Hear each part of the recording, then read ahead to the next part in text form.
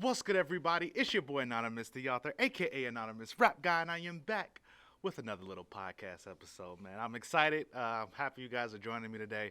I'm happy you guys are ready to jump into another anonymous author little world spin, if you will. Welcome to the spin zone. I feel like I'm O'Reilly right now. I heard Bill was doing some big things, so shout out to Bill O'Reilly, man. Even though I disagree with almost everything he said, I love hearing people with opposite points of view. But that's for another day, man. Starting off, we got a little quote by Joe Rogan. This is going to be a little bit of a motivation, inspiring episode. I hope. If not, if I get off the rails, oh well. We'll just see how that goes. But yeah, man, Joe Rogan's still the man. Joe Rogan's still inspiring. Still got some quotes he been dropping. So definitely been tuning into his show. I hope you guys have been as well. Check him out. Motivation is especially as far as the huge podcast deal that he's gotten going over there on Spotify, even though some people feel like it's been limiting his POV and what he wants to say. But hey, I support the grind, I support the hustle, and yeah, I definitely hopefully get there one day as well. Give me a little exclusive deal. But anyway, man, let's jump into this quote. Let's jump into this episode, man. Let go. The quicker we all realize that we've been taught how to live by the people that were operating on the momentum of an ignorant past, the quicker we can move to a global ethic of community that doesn't value invented borders or the monopolization of natural resources, but rather the goal of a happier, more loving humanity. Sometimes you read Joe Rogan quotes or you hear him say certain things and you just sit back and you have no words. Like you're just at a loss for stuff, man. It's just like, yo, what where did that come from, dude? Like, well, like that was like that's so very profound, man. Like a lot of the so-called borders or things that divide us really don't divide us as much as we thought they did. Like especially with this whole I'll just say this Trump thing, for example. When he came into office, he ran on the Republican ticket, and in all honesty, he was more of a populist than he was a Republican. I mean, he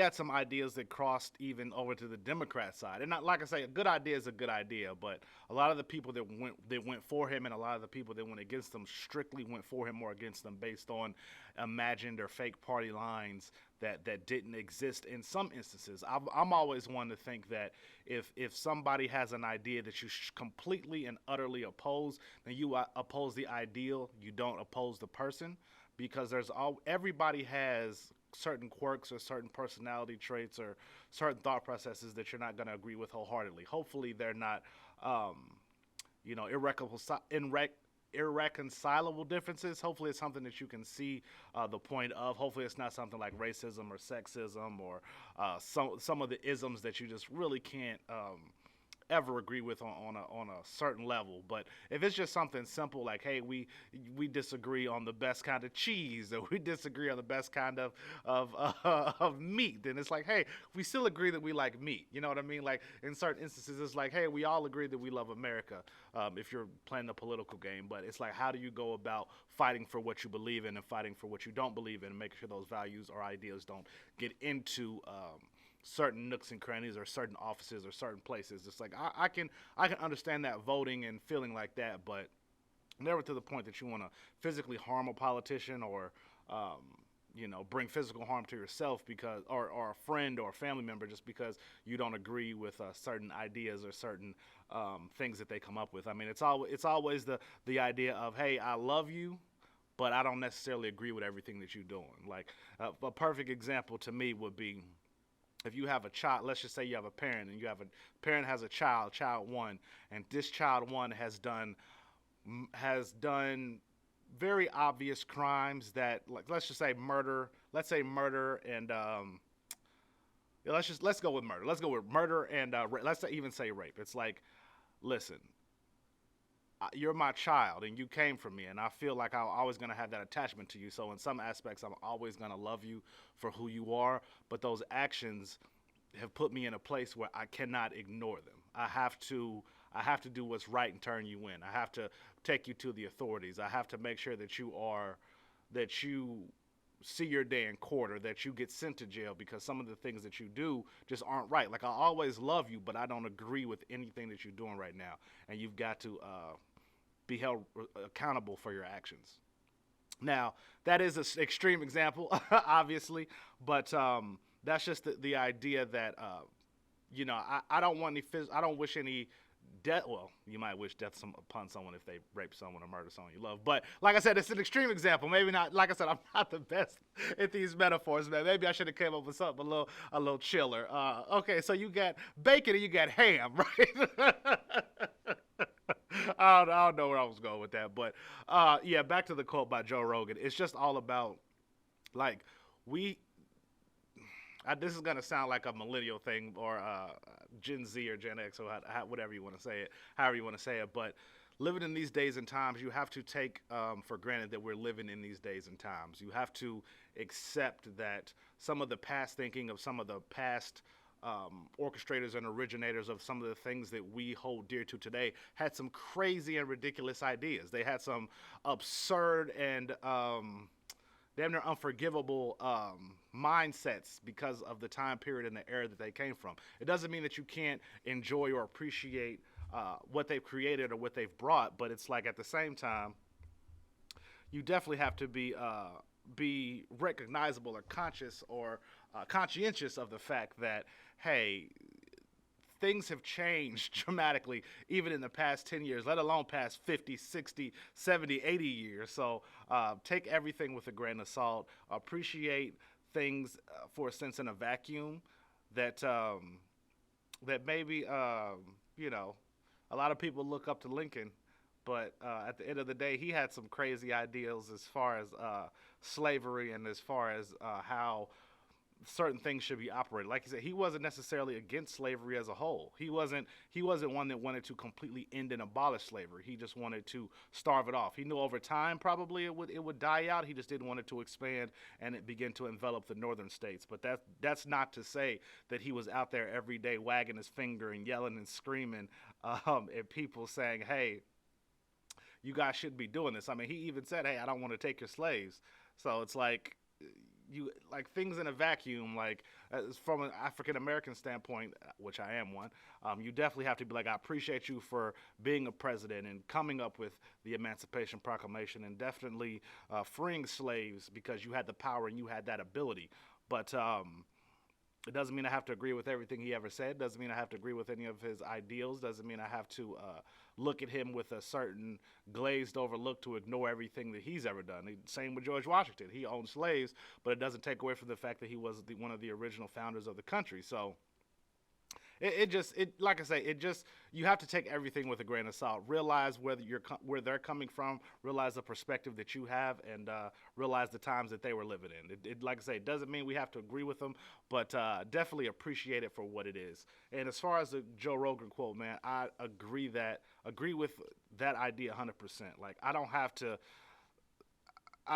to, like, I don't think that the way that people, I mean, I've touched on this a million and one times, I feel like, but the way that people monopolize resources or monopolize certain areas or like segregated communities. Not I mean segregated like rich and poor. Like if you don't make a certain amount of money, you can't even come in these stores, or if you don't have this on, you can't even enter in this club. Or it's like, listen, from a certain aspect, it's like, hey, I understand that if you've made this much money, then you want to have other people with like minds around you or like hustles or like someone you can learn from. I totally understand that. But to exclude people out just because they don't have the opportunities that you had, or they don't have the income level that you had, or they don't come from certain circles that you had, I feel like personally is ignorant.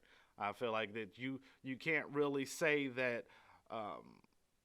I'll even go as far as you can't even call yourself a person. You can't even call yourself a human if you're not willing to have human interaction.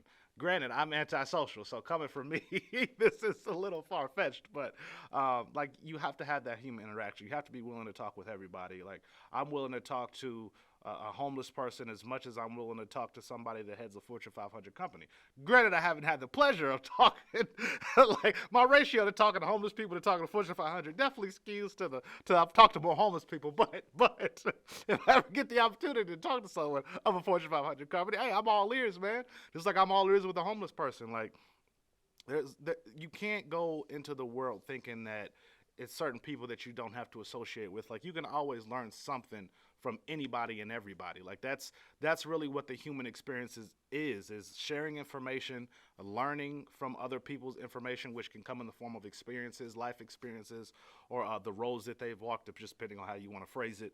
And that's all that life is. It's just, hey, help me help myself, and whether that be through you sharing a story, or me just listening to you, or me just entertaining who you are. Maybe it's me, taking you out to get something to eat, or whatever it is. It's like we've got to be able to entertain people in our day-to-day lives that they reach out. I mean, that's just a basic thing that I've been feeling. But let's go on to these topics, man. I've got a couple of topics to touch on today. That I've been seeing in the news. So, let's just jump right into them. First off, Jeff Bezos is stepping down from Amazon. Completely came out of nowhere. You guys know that I'm big into these stocks. I'm big into what's going on in the markets. I'm into, like, I don't listen to a lot of like calls, like the end of the quarter calls when they I can't even think of what it's called. But anyway, the investor calls, I get shareholder calls, shareholder meetings. When they usually public disclosed companies, they'll have the audio available of them just running down the balance sheet or their statements and just going over a little bit of information to let everybody know where they're at, where they're going. A lot of times this does impact the stock market on the day that they have these investor calls, but for the most part, it just is what it is. It's just a natural part of the business. I worked at a company that was traded on the publicly traded company, and I sat in on a couple of those meetings, and it's nothing too crazy. I mean, you would think, like, when you hear it, it's like, oh man, it's gonna be a super secretive meeting. It's nothing at all. Like, you're literally just sitting around a phone or in front of a computer screen, and you're literally just going over statements. I didn't say anything. I just literally sat there and was like, oh, okay. And just kind of like was soaking it up, and I had information ready for the CEO and stuff. But I mean, it really wasn't anything crazy.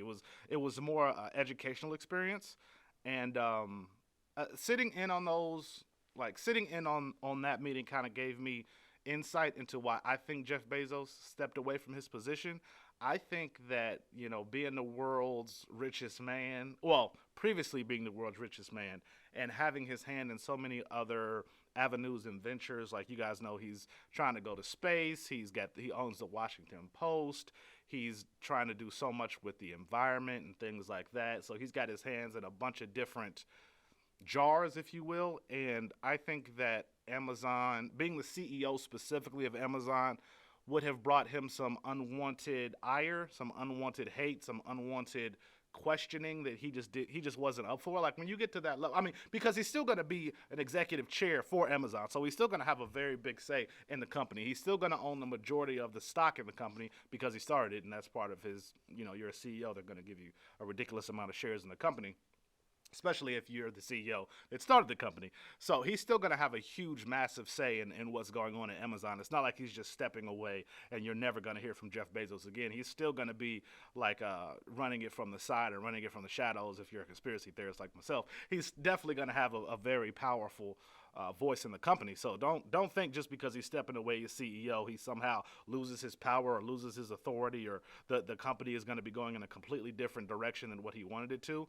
I mean, he does lose the visibility of being the CEO, so he's not going to be on all these calls. His voice isn't going to be, I mean, I guess you could say Alexa is the voice of Amazon these days, but I guess you could say in a certain sense he's not going to be the voice of Amazon, but he still very much so is going to have a very strong voice in the company. But I think having his hands in so many different things, having his hands in so many different arenas, he didn't want to deal with the incoming Democratic government. He didn't want to deal with, if you guys are familiar with, I believe his name is Pajat of Google, he didn't want to be called in front of Congress or the Senate to have to testify on what his company is doing, and if he had any leaks in his company that were providing information to certain people that shouldn't have had it, or if he's oppressing people in his company. He just didn't, I don't think he wanted to deal with that.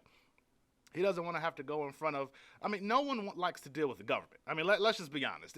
If you're in America and you've ever had to deal with the government on any level, no one enjoys dealing with the government on any level, whether that's dealing with a politician, whether that's dealing with having to file paperwork, well, that be through taxes or unemployment or, anything. If you're looking for a government rebate for something that you did, if you've worked for the government, I mean, it's just not good. I used to work in a certain aspects, and it's just it's horrible. It's just, oh my goodness, it's a nightmare. So I think he just wanted to step away from Amazon to say, hey, I don't want to be in front. If you guys do call somebody to have to testify about everything that's going on at Amazon, I really don't want to have to be that fall guy. I really don't want to have to answer questions about these other businesses that I have, having things about my personal life dragged out into the light that I'd rather keep private. I mean, everyone wants to keep things private. Even somebody making $10 an hour wants to keep their life private. So a billionaire absolutely has things that he doesn't want other people to know about. Or,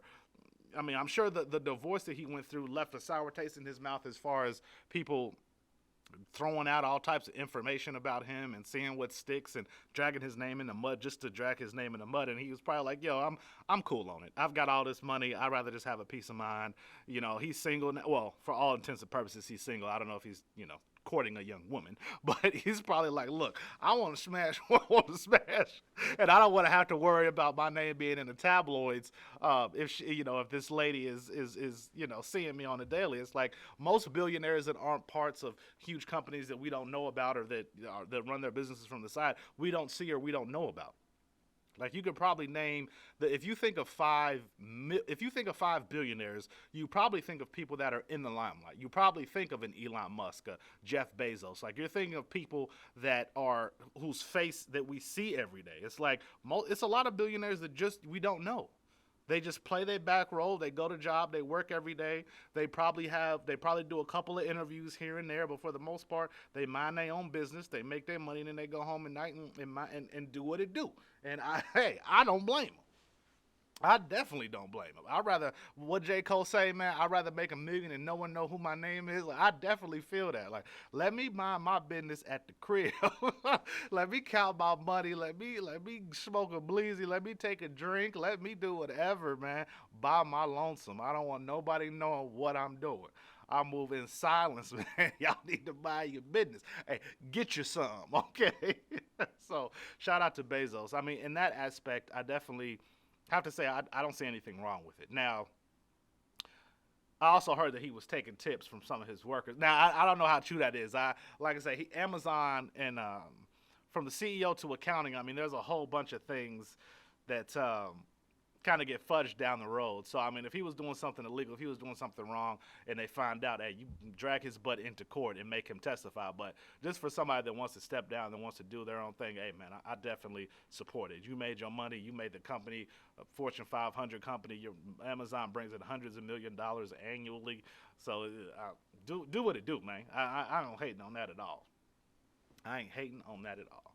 Something that I am hating on is Lil Uzi Vert. I don't know if you guys have seen Lil Uzi Vert, man, but this dude is tripping. He got a $24 million, I'll just say, precious stone. I don't know if it's a diamond. It's like pinkish, so I don't know what the official name of this gemstone is, but we'll just call it a pink diamond, implanted in his forehead. And apparently, something went horribly wrong, and he has to get it surgically removed.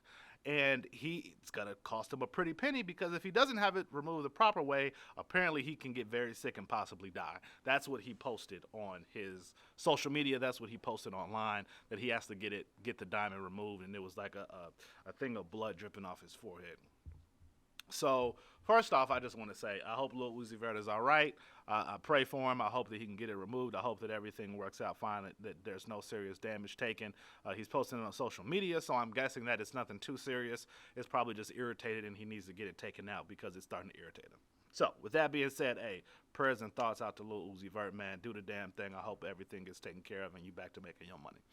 Okay, after saying that, what made you think that implanting essentially what sums up to a stone underneath your skin, because it's in his forehead, like he had it surgically implanted, so they had to cut open his skin and implant the diamond, and I'm assuming it's not just the diamond. They had to put some other things underneath his skin to make sure that it held intact. In what world was that going? Like, listen, people who do this body modification stuff, I support whatever you want to do. to make yourself feel better and to make yourself happier. Hey, enjoy it. Enjoy doing it, but that don't mean that you're not gonna get criticized. It don't mean that you're not gonna get talked about. If it's really for making yourself feel better, then understand that people are gonna talk about you. I mean, it's just if you post it online, people are gonna say something. If people see you out, people are gonna think something. So, Lil Uzi, what you doing, bruh? I mean, I know they say shine bright like a diamond, but they meant that figuratively, bro.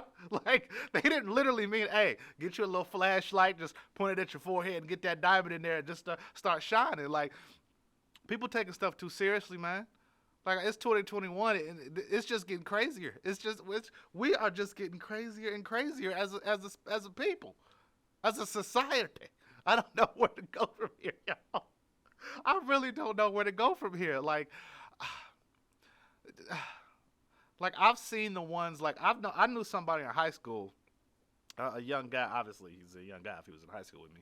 But he had the I forget what they're called, but it was like 4 or 5 little like beads almost. It looked like it was some type of metal that he had implanted at like the base of his skull. And I just thought to myself, if that gets infected, you're going to die. Like, it was right around his brainstem, right around, like, the spinal column. And I was like, if that gets infected, you are going to die. And he was a good-looking guy. But my point was, like, why is it at the back of your head and the base of your skull? Who is going to see that? Like, if you are walking towards someone or you're having a conversation, no one's going to see these things in the back of your head. So I didn't understand what they were for. He said it wasn't for a religious purpose. It was just or a spiritual purpose. It was just something that he wanted to do. And I'm like, man, these people, these tattoo artists and they are making a killing. I remember back in the day, it was like, they used to be like, yeah, it was like a whole hole in the wall or something. Or you would throw like tattoo or piercing parties and it would be like, okay, make a couple bucks here. But now these people are making bank. Just cashing out on these people that want all this stuff done to them. And I support it, man. Like, if someone, what did they say, during the gold rush, the people that make the most money were the people selling the shovels? Like, look, if you want to do something, most of the people, like, if everyone goes out for the gold rush, invest in shovels. I think that's the way it goes. I completely messed that up. But meaning that not everybody's going to get the gold. The first few people maybe, but after that, like maybe 1%, like they're going to make the money, and then everybody else is just going to be stuck holding the pay and the dirt. Like that's how you have to think about it. Like that's how you have to go about these certain things. Is like if they want to do that to themselves, don't you get it done, but learn how to implant it and implant it to somebody and cake off of it. I knew somebody that was doing tattoos who didn't even have permanent tattoos. Like, they were literally temporary tattoos. They had a couple of, like, religious henna, cultural tattoos. I keep saying religious, but cultural tattoos, I think they're called henna, which is done with ink, which after a while does fade. Like, after a few years, it does begin to fade. And, you know, I think after 10 years, it's visually, like, it's virtually gone after so many years passes. But that was something for their culture. And it's like people these days are just like on a whim. Like, man, I really just want to get my left leg chopped off. There's a whole fetishism, apparently, of like people who willingly get body parts amputated because they think it's attractive. And I'm just like, that's something that I just don't. I try to understand. Like I said, I got my own little fetishes and interests that I'm not going to talk about here on on this podcast because, like I say, I'm minding my business, and I want y'all to mind your business. But maybe someday it'll come out that people will figure out what I'm into. But until that Dateline interview comes up, I'll be asked, so what are you into, Mr. Anonymous? Hey, until then, mind your business, okay? But I try to put my mind into a lot of different places on fetishes, and that's just one I just do not understand. You have a perfectly working body and mind, and you're just willingly going out there, you know, chopping off legs for a fetish, or people that, I don't know if you guys are familiar, people that are into, like, passing on certain STDs to each other, like, voluntarily. Like, hey, I don't have it, I want to get it. Could I sleep with someone who has it? Because I want to go through the experience because I want to. It's like, huh? Like, what's happening here, man? Where are we right now? This is what we're talking about. But yeah, I just shout out Lil Uzi Vert, man. I hope he all right, but I don't understand why. You a millionaire. Like, he had the face tattoos and everything before he became rich. So it's like, now that you're rich, why keep going with it? Like the whole, what's his name? DC Young Fly. My man got the tattoos removed because he was like, look, I'm trying to be in movies. I'm trying to do the thing. I'm trying to get my hustle on. It's like, the hustle never dies. And if you just doing all this crazy stuff, people are like, I can't mess with it. But hey, man, that new generation, man, they doing what they want. That sound like a flight from YouTube. Hey, this new generation, man, I don't know what they doing, but hey, that's what they doing. This new generation. But yeah, that's what they doing. Speaking of doing what they doing, courtside Karen, LeBron James and courtside Karen. She apparently was, uh, I was about to say rapping. Was apparently cussing out LeBron at a Atlanta Hawks and Lakers game, and I just could not care less about this whole situation. I don't care from LeBron's point. I don't care from her point. I don't care from her husband's point. I don't care. Like, her whole thing was LeBron was talking to my husband, and I told him, hey, you don't talk to my husband. He's my husband. And I'm like, so two grown men was having a conversation and you just butt in? See, ladies, by all means, protect your man. But if a 6'8", 260 dude is cussing you out, is cussing your man out, and you choose to interject yourself into the conversation, I'm going to look at you like you crazy. Okay? Your dude is handling whatever he's handling. Okay? He's in the midst of handling, like, hey, bro, chill out. Don't be, hey, you trash, or you can't shoot, or you not balling. And then she just want to come in, and she got him kicked out. Like, I feel like if LeBron and him was having a back and forth, it's like, hey, it's whatever. But she chose to take off her mask and cuss Bron out, and it's like, why did you take it to that level? Guys talk trash. Like, this is what we do.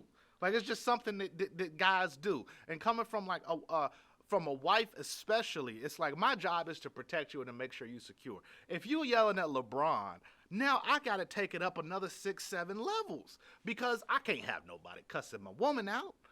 I can't have nobody disrespecting you in front of me. So now I got to take it to a level 12 and 13, where me and him arguing was just at a 5. Like, we wasn't going to do nothing. Like, we just talking back. Like, look, I can't tell you how many times, like, you just get into, like, verbal disputes with another dude, and it's like nothing's really going to happen. If it does, it does, but you don't expect anything crazy to happen. It's like, man, get you out of here, bro. You trash. Even especially in a basketball game or, like, a sports game, it's like, yo, we talking. We just having a dispute, but we not going to fight, or we not going to get kicked out of here. But it's like, she disrespected him, and I'm guessing the husband was like, oh, like, just shut up, Karen. Can't you see that? That me and this dude is having it out.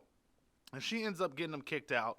And LeBron, I'm going to say, I know this is going to piss a lot of people off, but LeBron was very classy about the situation. He said he didn't feel like that they should have gotten kicked out. Thanks, LeBron.